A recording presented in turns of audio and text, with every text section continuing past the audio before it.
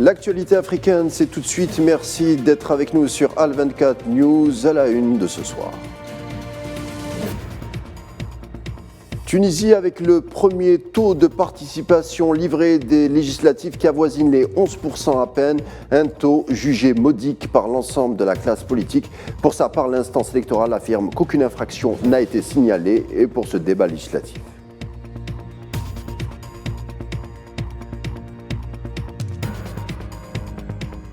Question du jour, la France et son précaré africain qui comprend plusieurs pays qui n'ont pas conservé les mêmes rapports avec l'ancienne colonie et dont les évolutions des rapports diplomatiques diffèrent. Décryptage en milieu de journal.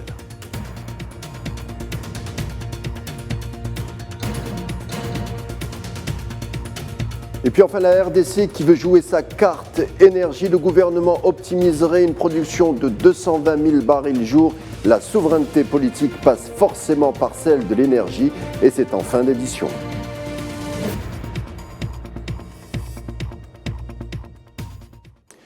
Désintérêt, c'est ce qui pourrait résumer l'état d'esprit du corps électoral tunisien fort de presque 9 millions d'électeurs qui avaient rendez-vous hier avec les urnes pour le second tour des législatives. Un désintérêt qui se résume avec un chiffre, le pourcentage du taux de participation avoisinant les 11% selon les premières données. Avec une économie tunisienne prise en étau, la future couleur du Parlement tunisien a très peu fait débat dans la rue. Le reste des détails, c'est avec Neila Hamouda. Le taux de participation au second tour des élections législatives en Tunisie s'est élevé à 11,3% à la fermeture des bureaux de vote dimanche soir, selon l'instance supérieure indépendante pour les élections. Un résultat préliminaire, puisque le taux de participation officiel sera déterminé en fonction des procès-verbaux des bureaux de vote qui comprennent les signatures et les bulletins de vote dépouillés. À l'heure de fermeture des bureaux de vote à 18h, nous avons enregistré les votes de 887 638 personnes pour un taux de participation à 11,3%. Il y a un peu plus de 7 853 000 personnes inscrites sur les listes électorales. Farouk Bouaskar, le président de l'instance supérieure indépendante pour les élections, a annoncé en conférence de presse que le scrutin s'est déroulé dans de bonnes conditions et qu'aucune infraction n'a été signalée. Les votes se sont déroulés sans problème. Il n'y a pas eu d'incident remarquable durant les horaires d'ouverture des bureaux de vote. Les opérations de vote ont été rapides et simples partout à travers le pays. Le président du pays, Kais Saïed, rappelons-le, avait mis en place des mesures exceptionnelles le 25 juillet 2021, ayant conduit à la dissolution du Parlement en mars de la même année.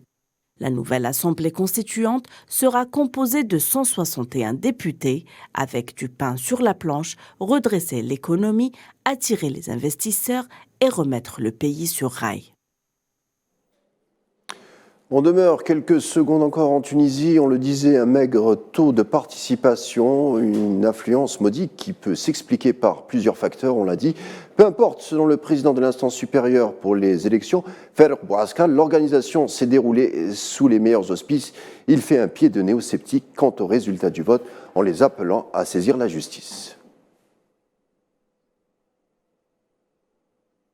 Autre sujet du jour, un débat pour être précis qui concerne les rapports entre la France et une certaine partie de l'Afrique, ses anciennes colonies en l'occurrence, avec les derniers événements comme le départ des militaires français de certaines zones, une situation qui plaide pour un changement de fond sur le continent. La France est-elle en train de perdre son précaré africain? C'est la question que s'est posée pour vous, Sofiane Baroudi.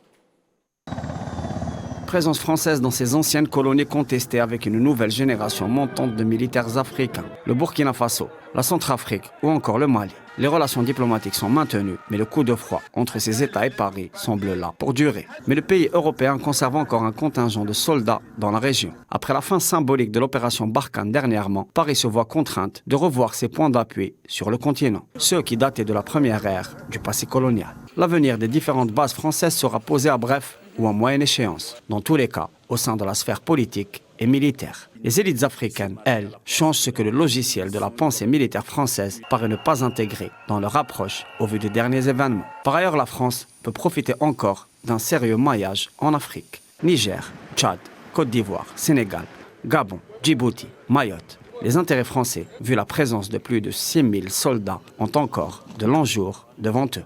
Or, comment se défaire à la fois d'un héritage colonial et jouer encore de son influence en Afrique, surtout avec la poussée d'autres puissances, type chinoise, et le retour américain. Ce qui est avéré est que la présence de soldats français pose problème, même pour les alliés de Paris, comme Alassane Ouattara, dont les autorités observent une rue qui n'est pas protégée de la contagion anti-française. Réduction, il y a des troupes sur le sol africain, mais au même moment, on a privilégié des moyens de projection rapide, légère, depuis la France. Une stratégie consistant à diminuer les effectifs tout en augmentant une présence furtive, mais ô combien réelle.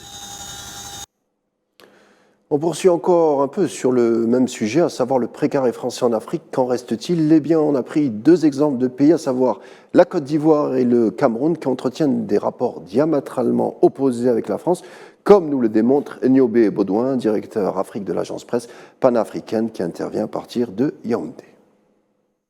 Les accords de défense entre les deux pays fait que le Cameroun ne fait plus partie du précaré français.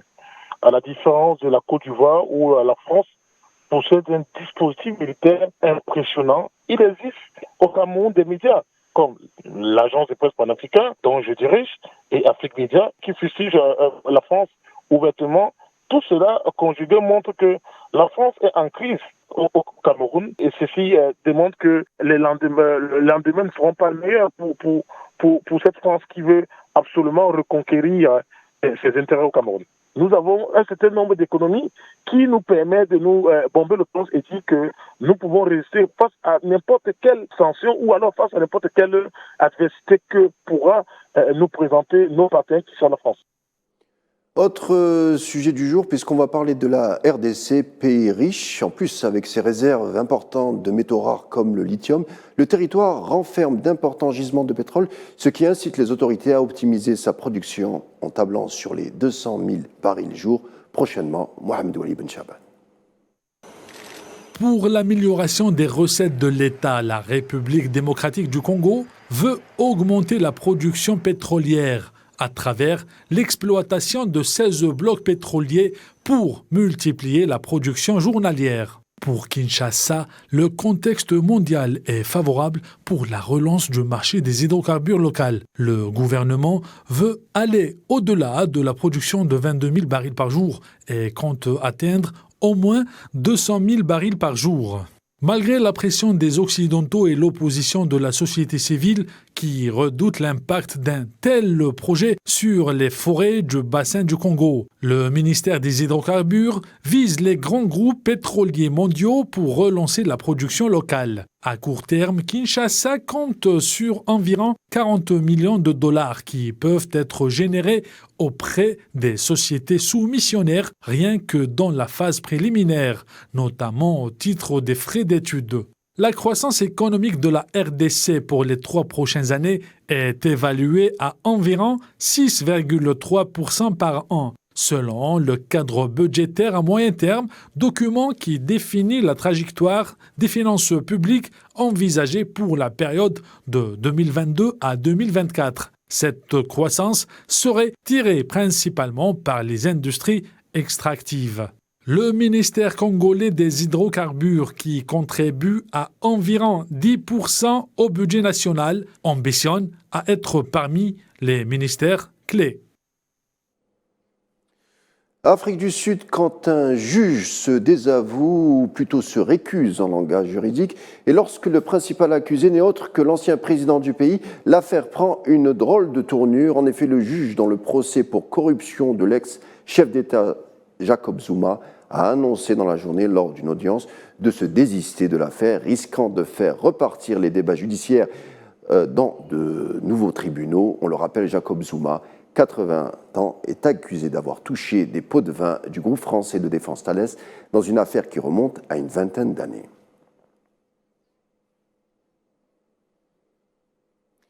Voilà, c'était tout pour notre tour d'horizon africain du jour. Merci de l'avoir suivi. Je vous laisse avec la suite des programmes sur Al 24 News et vous dis à demain.